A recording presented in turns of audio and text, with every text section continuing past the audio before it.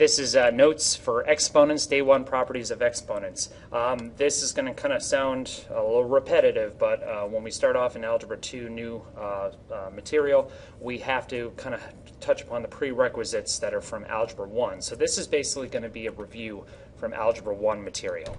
So objectives, we're going to simplify expressions using properties of exponents, and again, none of this goes past Algebra 1. So all right, so our exponent properties, just to kind of remember these properties, we have two things that are actually evident here. We have something that's called the base. So this guy here is called the base, and we have this guy here is called the exponent. So when I say like bases or add the exponents, you need to know what I'm referring to. So the three rules that we're going to mainly touch upon are the multiplication rule is one, where if you have the same base, what you do is whatever those numbers are or letters, you add the exponents and combine them into one singular part. The power rule, so exponent or power rule, is if you have a base raised to an exponent, and that's raised to another exponent. What you do is you distribute the exponent to each one of the power to each one of the exponents inside the parentheses. It could be one, it could be multiple ones. Here we only have two that you multiply, and that's it. So we also have the division property, and the division property is that if you have like bases on top of each other, what you do is you take the powers, the exponents, and subtract them. And namely, it's the higher one minus the lower one. Wherever that higher one occurs, it could occur on the top of the fraction or the bottom of the fraction. You'll see what I mean in a few, and like that. So, and the other one to kind of remember, which we haven't touched upon for a little while, is the negative one. So if you have like x to the negative n, that can also be rewritten as 1 over x to the n, also referred to as the top bunk, bottom bunk rule. So you could also have 1 over x to the negative n, and that could be equivalent to x to the n. So these basically 5 rules. The top bunk, bottom bunk rule is kind of expected up to this point because we went over it in the first semester. All right, so we are just jumping right into this, and we're just going to do some practice problems because, again, you're expected to remember this for the most part from Algebra 1. So what I do is I have my power rule, and I am affecting this part in the parentheses. So what I need to do is I need to put exponents where I do not have exponents. I need to put them as 1 because people tend to forget those and make mistakes with it. So you're multiplying the exponents or the powers, distributing each one of these to the parts in the parentheses. So the way this is actually rewritten is negative 3 to the third power, x to the 2 times 3, and then y to the 3, 1 times 3. Now notice I'm putting this part in parentheses. The main reason is because all those numbers you need to make sure you put in parentheses, because depending on if it's odd or even, your negative will actually affect whether it, what it comes out to. So I have to do this one first, and negative 3 to the third power is negative 3 times negative 3 times negative 3. And that gives you 27, and it's negative. So next one is the x to the 2 times 3, which gives you x to the 6th. And then y to the 1 times 3 is 3. And that is your final simplified answer. Next one, same type of deal. I put my exponents that I do not have. Top bunk, bottom bunk rule, do that at the absolute end. If you have an exponent that you have to distribute, do that first. So we have 5 quantity squared. Notice I'm putting that in parentheses. There is a reason. The x to the negative 2 times 2, and y to the 5 times 2. 5 squared is 25, and x to the negative 4, and y to the 10th. Now if you stop there, you would actually not have this fully simplified because of that part right there. So 25 stays up top, y to the 10th stays up top, but that x to the negative 4 has to come down to the bottom because he's negative, so we need to make him positive. Negative Nancy becomes positive Peter. That's my saying. There you go. And that's your final answer. Okay, so now we got a multiplication rule, and the way I like to do these is split these up into different problems, namely, so you have a 2 times 5, so 2 times 5 is one problem. You have your x to the negative third and x to the 8th, that is negative 3 plus 8. Again, don't do top bunk, bottom bunk rule just yet. And then we have y to the first. If you want to put the exponent that's not there, I would suggest doing that 1 and then plus a negative 3. And then we do the multiplication first, so I do the red first. 2 times 5 gives you 10. X to the negative 3 and positive 8 become x to the 5th because you add them. And then the y to the 1 minus 3. That gives you y to the negative 2. Now, if you stop there, you would actually be mostly right, but this part here still needs to be simplified because of the top bunk, bottom bunk rule. So that part becomes on the bottom, and you are done.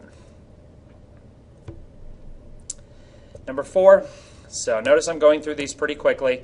I'm going to go through these even quicker now. So we got negative 35 because you multiply them.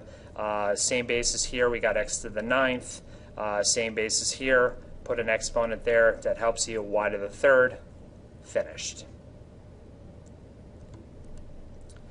Okay, so now the division ones tend to throw some people.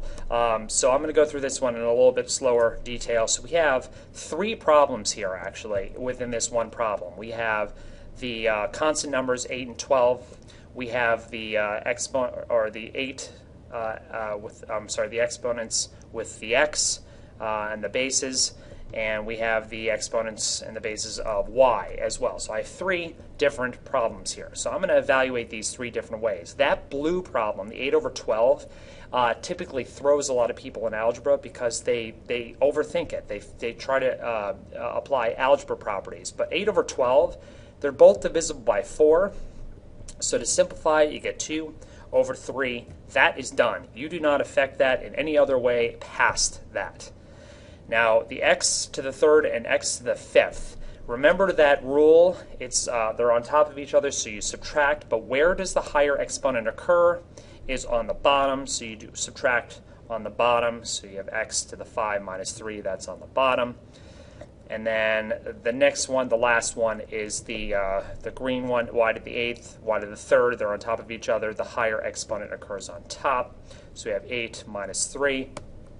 And then you simplify it, so I don't have to change colors now. The 2 over 3 stays the same. Y to the 8th minus 3 becomes y to the 5th. And x to the 5 minus 3 becomes x squared. And you're done. You can't do anything past that. Okay, so my advice, some people like to actually use markers or colored pencils or something like that to kind of to break up the problem into smaller, more manageable problems. That's what mathematics teaches. Okay, next one. Again, you have 3 different problems here. So I have the 100 and the 24. So I'm going to evaluate that first. The 100 and the 24 are both divisible by 4. So if I divide it by 4, I get 25 over 6. So that part's done. What some people like to do is once they're done, they cross that part out so they're not confused. And now I'm going to deal with the x to the 8th and the x to the 2nd. So they're on top of each other. The higher exponent occurs on top. So that means we have x to the 8 minus the 2. So the next one, the last one, remember there's an imaginary exponent on the y. So you have the y to the 6th and y to the 1st. The higher exponent occurs on top, so you have 6 minus 1. And then you evaluate. So we have 25, x to the 6th, y to the 5th, and don't forget that 6 underneath, and you're finished. Fully simplified.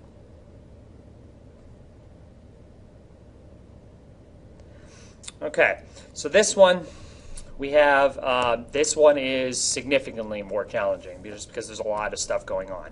So what I'm going to do is I'm going to actually split this up into 2 smaller problems of the larger problem, then I'm going to break that smaller problem up into smaller problems as on top of that. So I'm going to work just the top first. So what I see that I need to do without a doubt first, before anything on the top, is get rid of this negative 2 here. And the way that I do that, I'm just going to distribute. Remember, you have an imaginary 1 here.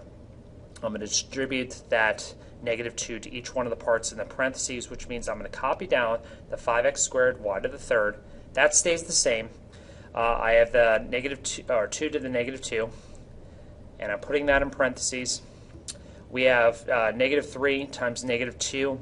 That gives you x to the 6th. And then we have the negative 2 times 5, which gives you y to the negative 10. Okay, so now what I can do here, I'm going to actually simplify this a little bit more, because like I said, there's a lot of different ways of doing this. I'm going to actually start to bring in the 25 x to the negative 8 y to the squared. The first thing I had to do is I had to get rid of this negative 2 part up here. So now I have my top bunk, bottom bunk thing that I have to apply with this part right here. There's just no way around it, unfortunately. So if it helps, everything stays the same, 5x squared y to the third. And if you're already adding the exponents with the x's and the y's, that's perfectly fine. What I'm just doing is I'm getting rid of this 2 to the negative 2, which kind of complicates things a little bit more. So taking it step by step. So the 25 is now going to have a 2 squared right next to it. So we have x to the negative 8, and we have y to the squared. So now that I have that, again, I'm going to go back to working the top versus the bottom. So I'm going to look and see, I've got the 5, and I've got the imaginary 1 here. That's going to give me 5. I've got the x squared, x to the 6th, that gives me x to the 8th. And the y to the third, y to the negative 10 gives me y to the negative 7. And then on the bottom, we have the 25 and the 2 squared. So the 2 squared actually becomes 4. Multiply these two, and you get 100. Like I said, there's a lot of different ways of doing this. This is the way that I do it. And then we have x to the negative 8, y to the squared. So I just went from this really long, complicated, yikes, to a little bit more simple part here. Now we're not done. We still have a lot of stuff that we have to do. Like I said, this is a lot more involved problem. So, all right, next thing is I'm going to split this up into the smaller, more manageable problems, top and bottom. So I have no more parentheses I have to worry about. So now I've got the 5. It's divisible by 5. This 100 is also divisible by 5 as well. So I get 1 over 5, and that part here, 20. And so I get that, and I'm good to go with that particular part. Now, the next part is the x to the 8th, x to the negative 8. The higher exponent, it occurs on the top here, so I'm going to do x to the 8th minus, and guys, be careful of this, minus, and it's a negative 8 here. So that does become a positive, so please be careful of that. And last but certainly not least, the higher exponent occurs on the bottom here, so it's 2 minus the negative 7. Again, those are big problems that people kind of run into. They make kind of silly errors with those because they don't know the rules. So I add the exponents here. You can put the 1 if you don't want to. That's fine as well. The 20 stays, and then we have y to the 9th, and you're finally done. So that's a long and involved problem. That's probably the more complicated Algebra 1 problem that you would get. But again, you're expected to know those rules and how to apply them in complicated problems like this. Okay, so this one I think is significantly easier. So now I'm going to do the applying of the, just simplifying the top first, just because it's going to make my life a lot easier. So the top, I have the 4 and the 3, that multiplies to give me 12. I have the x to the 2, and I don't have anything there, so I'm going to put a 1, so that's x to the third, because you add the exponents like bases. And then we have the y to the 5th, y to the third becomes y to the 8th, and I keep my bottom the exact same. So I have the 2, the x to the third, the y to the 11th. Okay, so now I'm going to split it up into my smaller, more manageable problems. That green part there, 12 and 2, is my elementary school problem. I divide that by 2 and I get 1. I divide the 12 by 2 and I get 6, so I'm left with 6 over 1. That part is done. Now, what a lot of people I'm sure are saying is that these cancel out completely, and you are 100% correct, but I'm just going to kind of go through the intricacies. The higher number does not occur on the top nor the bottom, so I can actually pick. I get 3 minus 3, and I'll show you why I'm doing that in a few seconds. So y to the 8th and y to the 11th, the y to the 11th is the higher number. It occurs on the bottom, and so we get this. So we get 6x to the 0 all over y to the 3rd. If you wanted to write the 1, that's fine, but I'm not going to. Now, the reason I did this is to remind you that anything to the 0 power is 1. It goes away. That's why those cancel out, because it applies that 0 power rule. And your final answer is this. Done. Simplified. All right, and last but certainly not least, I have what I'm going to do. I mean, there are, again, a lot of different ways of doing this. There is, just to show you a few techniques, there's canceling across hand, so that becomes 10, that becomes 1, and canceling across here, subtracting here, subtracting here. There are so many different ways of doing this. To kind of take all the time and go through all those ways would be problematic. I'm going to show you what I think is the easy way, even though it's longer and involves more steps or more simplification. It's the easiest technique way, I guess you could say. So I'm going to simplify the top first. So I got 3 times 6, which is 18. So those guys, I got the 4 and the 3, that becomes x to the 7th. I got the y squared and the y to the negative 6 becoming y to the negative 4. And now I'm going to simplify the bottom. So the bottom is now going to be 4 times 3 is 120. So those guys are taken care of. We have x to the 8th and x to the negative 2 become x to the 6th, because you add the exponents, so those guys are taken care of. We have y to the negative 5, and y to the 8th becomes y to the 3rd, so those guys are taken care of. And again, the reason I did this is because sometimes when you cross-cancel and start writing numbers on and subtracting from different parts, you get confused. So rather than do that, I simplify the top, simplify the bottom, and now I have one problem that I can look at. So I have 18 and 120. That becomes what I see is they are both divisible by 3, and they are also both divisible by a 2, which means they're both divisible by 6. And the reason I know that they're divisible by 6 is because 3 and 30 are both divisible by 3, 4 and 6 are both divisible by 2, so the maximum number of the GCF is 6. If you have no idea how I just did that, don't worry about it. Just figure out what 18 and 120 are both divisible by and simplify it. We get 3 over 20, and that number set is done. So now I deal with the exponents for the x's. The higher number occurs on top, so we have x to the 1st. You don't have to write x to the 1st, you can just write x.